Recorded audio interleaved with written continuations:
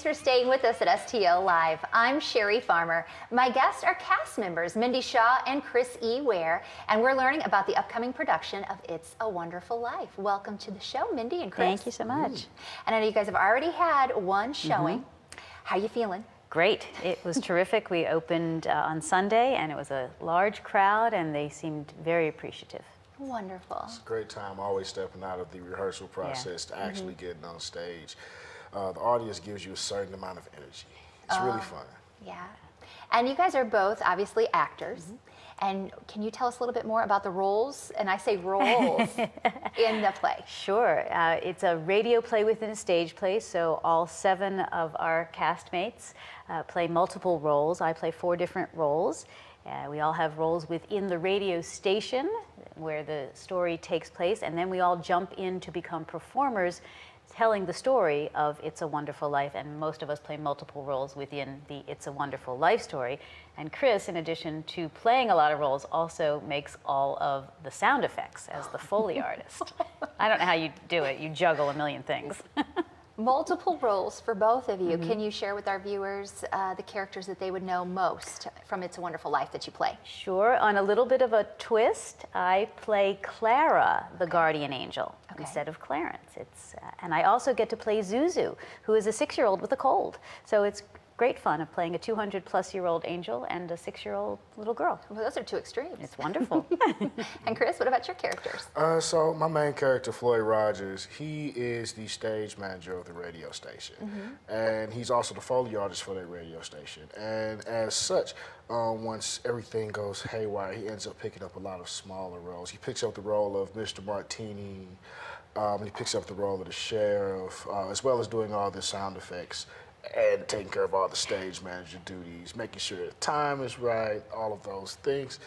And Floyd he's a great guy. I love Floyd. He's a little uptight, but he's always ready to roll with the punches to make sure that they bring out the best product. And it's really cool. It's really cool playing Floyd.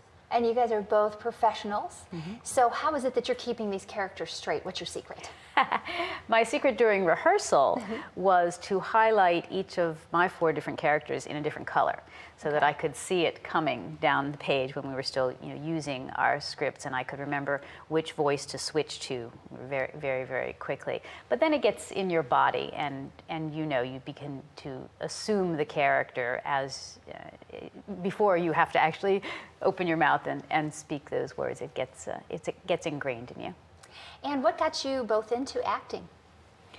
My parents were actors in their youth, and I grew up listening to show tunes, and luckily got to go to the theater for the first time when I was quite young. In fact, it was many years ago, before non-traditional casting, and it was a production of Oliver.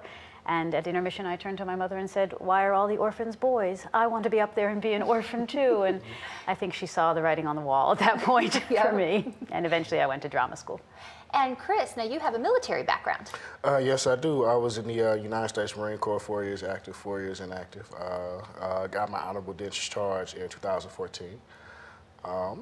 And going from the military into theater, you have a lot of the same, a lot of things are the same.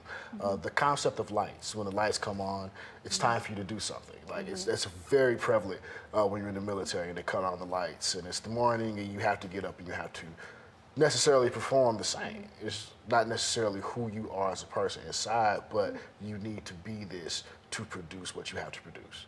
Whether that is protecting the nation, protecting someone on foreign soil, or putting up a story where you make somebody think, make somebody feel, you have to be ready to go once the lights come on.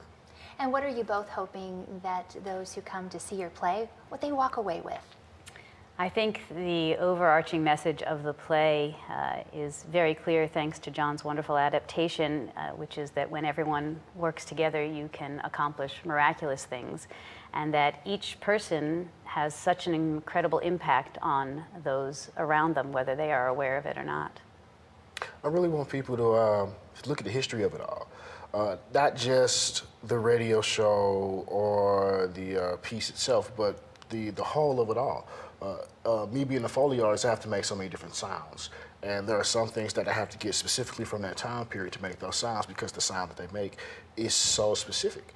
And I also want just children to understand how being on stage is a job, a real job, and it's something that is attainable for them. It's not just something that's very far away, but it's something that you can do right now in your own community, in your own world, and you're able to take care of yourself and your family.